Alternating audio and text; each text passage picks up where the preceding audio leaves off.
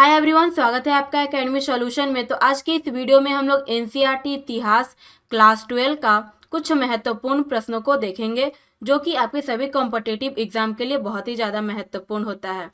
अगर इस वीडियो का पीडीएफ चाहते हैं तो आप हमारे टेलीग्राम ग्रुप को ज्वाइन कर सकते हैं, लिंक डिस्क्रिप्शन बॉक्स में दिया हुआ है। और ये हमारा आज का पार्ट 2 है। इससे पहले पार्ट 1 अपलोड कर दिया गया है और प्लेलिस्ट भी बना दिया गया है, लिंक डिस्क्रिप्शन बॉक्स में दिया हुआ है, आप वहां से जाकर देख सकते हैं। तो चलिए आज की क्लास को स्टार्ट करते हैं। आज का पहला क्वेश्चन है, 6ठी शताब्दी ईसा पूर्व में राज्य साम्राज्यों तथा राजौड़ों की नींव पड़ी। इस राजनीतिक परिवर्तन के लिए जिम्मेदार कारकों के संदर्भ में निम्नलिखित विशेषताओं में कौन असत्य है? इसका सही आंसर है ऑप्शन ई, ए और बी दोनों। कृषि उपज को संगठित करने के नए तरीकों का चलन किया गया और लोहे का व्यापक प्रयोग किया गया, जिससे कृषि क्षेत्र में अधिक वृद्धि हुई। निम्नलिखित कथनों में कौन सा कथन सत्य है? इसका सही आंसर है ऑप्शन डी, उपर्युक्त सभी। जेम्स प्रिसेप ने सर्वप्रथम ब्राह्मी तथा खरोष्टी लिपि को पढ़ा। ब्राह्मी तथा खरोष्टी का प्रयोग प्राचीन सिक्कों तथा अभिलेखों में किया गया। प्राचीनतम अभिलेख प्राकृत भाषा में लिखे जाते थे। इसका सही आंसर है ऑप्शन डी, उपर्युक्त, यानी कि ए, बी और सी ये तीनों सही हैं। इनमें से किन भाषाओं में भी अभिलेख मिलते हैं? इसका सही आंसर है ऑप्शन डी, तमिल, पाली, संस्कृत, ये तीनों भाषाओं में हम लोग को अभिलेख मिलते हैं। बौद्ध धर्म के किस ग्रंथ में 16 महाजन पदों की जानकारी मिलती है? इसका सही आंसर है ऑप्शन ए, अंगुत्तर निकाय। बौद्ध तथा जैन धर्म के आरंभिक ग्रंथों में यानी कि अंगुत्तर निकाय में महाजन पद नाम से 16 राज्यों का उल्लेख मिलता है। 16 राज्यों का उल्लेख मिलता है, जिसमें वज्जी, मगध, कौशल, कुरु, पांचाल, गांधार और अवंती जैसे राज्यों का इन ग्रंथों में स्पष्ट उल्लेख मिलता है। गण और संघ नाम से प्रसिद्ध राज्यों में कौन शासन करता था? इसका सही आंसर है ऑप्शन ए, राजा। अधिकांश महाजन पदों पर राजा का शासन होता था, लेकिन गण और संघ नाम से प्रसिद्ध राज्यों में कई लोगों का समूह शासन करता था। इस समूह का प्रत्येक व्यक्ति राजा कहलाता था। भगवान महावीर तथा बुद्ध इन्हीं गणों से संबंधित थे। 6ठी शताब्दी ईसा पूर्व के संदर्भ में निम्नलिखित कथनों में कौन असत्य है? इसका सही आंसर है ऑप्शन डी, पड़ोसी राज्य पर आक्रमण कर धन एकत्र करना अवैध माना जाता था। ये कथन जो 3 है वो गलत है। इस समय संपत्ति जुटाने का एक वैध उपाय पड़ोसी राज्यों पर आक्रमण करके और धन एकत्र करना भी माना जाता था। 6ठी से 4ठी शताब्दी ईसा पूर्व में मगध सर्वाधिक शक्तिशाली राज्य के रूप में उभरा। इतिहासकारों के अनुसार इसके क्या कारण थे?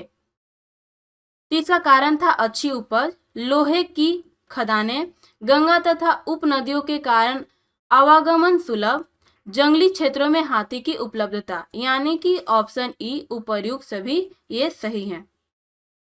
नेक्स्ट क्वेश्चन है, बंगाल एशियाटिक सोसाइटी की स्थापना कब हुई?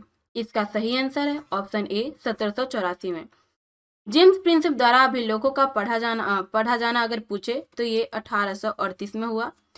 कनिष्क का राज्यारोहण ये 78 ईसा पूर्व में हुआ था और अरबों की सिंध विजय ये 712 ईस्वी में हुई थी।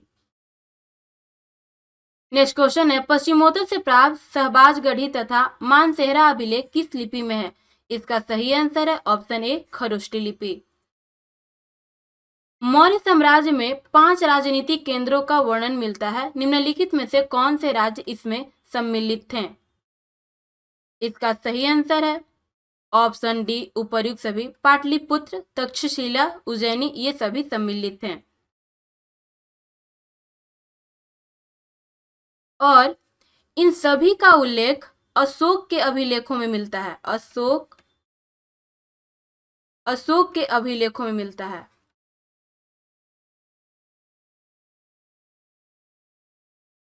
स्वर्णगिरी यानी कि सोने का पहाड़, सोने की खदान किस राज्य में स्थित थे?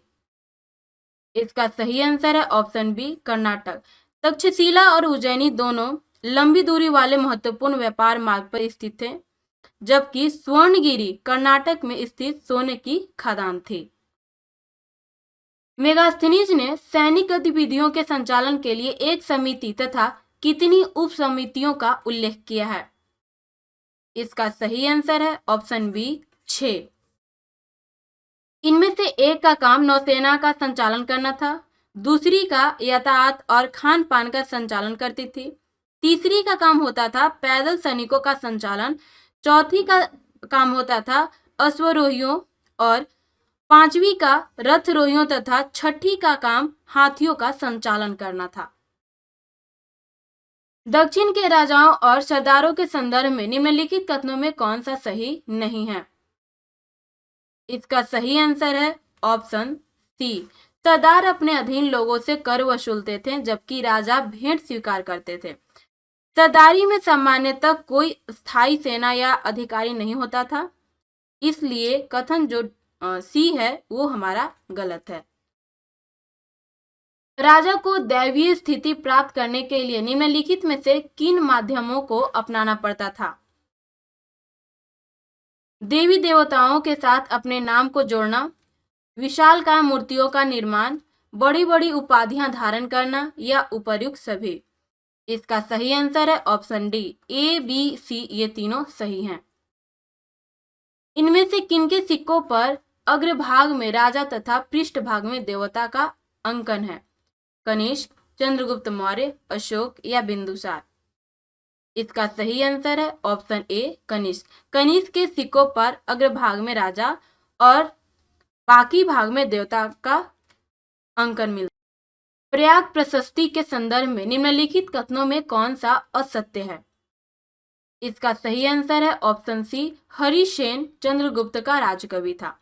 इलाहाबाद स्तंभ अभिलेख के नाम से प्रसिद्ध प्रयाग प्रशस्ति की रचना हरिसेन ने संस्कृति में की। ये हरिसेन ने संस्कृत भाषा में की है, जो समुद्रगुप्त का राजकवि था।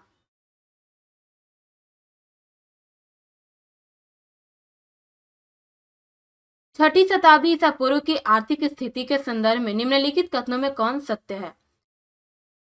इसका सही आंसर है ऑप्शन सी, उपर्युक्त दोनों। लोहे के फाल वाले हलों का प्रचलन उपमहाद्वीप के कुछ भागों तक ही सीमित था। नहरों के माध्यम से सिंचाई की जाती थी, यानी कि उपर्युक्त ए और बी दोनों सही हैं। निम्नलिखित युग्मों में से कौन सा सही है? गृहपति, जमींदार तथा छोटे किसान, वेलार, बड़े जमींदार, उलवर, हलवाहा, डी उपर्युक्त सभी। इसका सही आंसर है ऑप्शन डी, ये ए बी सी ये तीनों सही हैं। प्रभावती गुप्त किसकी पुत्री थी?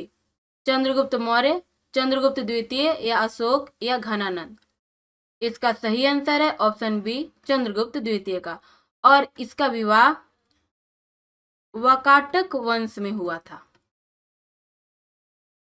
भूमिदान के परिणामों के संदर्भ में निम्नलिखित कथनों में से कौन सा सही नहीं है?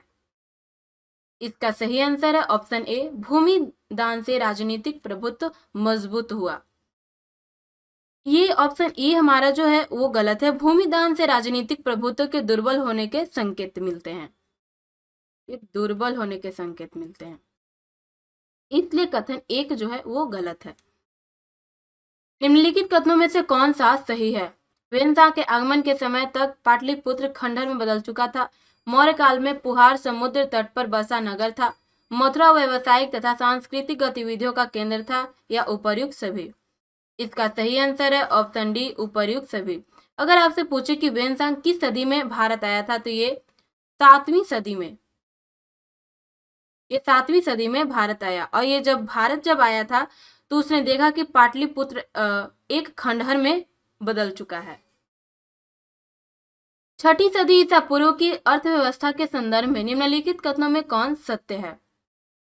इसका सही आंसर है ऑप्शन डी, उपर्युक्त सभी ए, बी और सी ये तीनों सही है। 6ठी सदी ईसा पूर्व के सिक्कों के संदर्भ में निम्नलिखित कथनों में से कौन सा सही नहीं है? आहत सिक्के तांबे और चांदी में ढाले गए, सिक्कों को जारी करने का अधिकार केवल राजा के पास था, शासकों की प्रतिमा तथा नाम के साथ सिक्के सबसे पहले हिंद यूनानी शासकों ने जारी किए थे, सोने के सिक्के सर्वप्रथम कुषाण राजाओं द्वारा जारी किए गए थे। इसका सही आंसर है ऑप्शन बी, सिक्कों को जारी करना अधिकार केवल राजा के पास था। ये सिक्के राजा के अलावा व्यापारियों,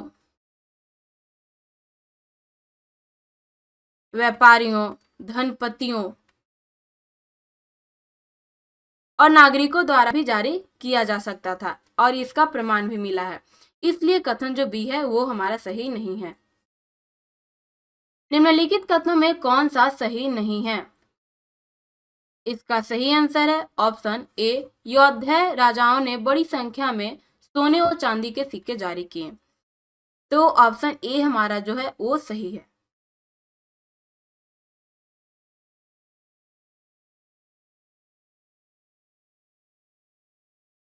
निम्नलिखित कथनों में से कौन सा कथन सही नहीं है? यौध्या राजाओं ने बड़ी संख्या में सोने व चांदी के सिक्के जारी किए, रोमन साम्राज्य के पतन के पश्चात दूरवर्ती व्यापार में कमी आई, 6ठी शताब्दी ईस्वी में सोने के सिक्के मिलने कम हो गए, या उपर्युक्त सभी। इसका सही आंसर है ऑप्शन ए, यौध्या पंजाब तथा हरियाणा के कबायली गणराज्य थे, इनके द्वारा भारी संख्या में तांबे के सिक्के जारी करने का प्रमाण मिले हैं, जो इनकी व्यापारिक अभिरुचि तथा सहभागिता को दर्शाते हैं, इसलिए कथन जो ए है वो हमारा गलत है। तो ये थे आज के हमारे कुछ महत्वपूर्ण प्रश्न। उम्मीद करेंगे कि आपको पसंद आएगा। अगर वीडियो अच्छा लगे तो अपने दोस्तों के साथ शेयर कीजिएगा और हमारे चैनल पे नए हैं तो चैनल को सब्सक्राइब जरूर कीजिएगा। अगर इस वीडियो का PDF चाहते हैं तो आप हमारे टेलीग्राम ग्रुप को ज्वाइन कर सकते हैं, लिंक डिस्क्रिप्शन बॉक्स में दिया हुआ है। तो आज के लिए बस इतना ही, मिलते हैं हम लोग नेक्स्ट वीडियो।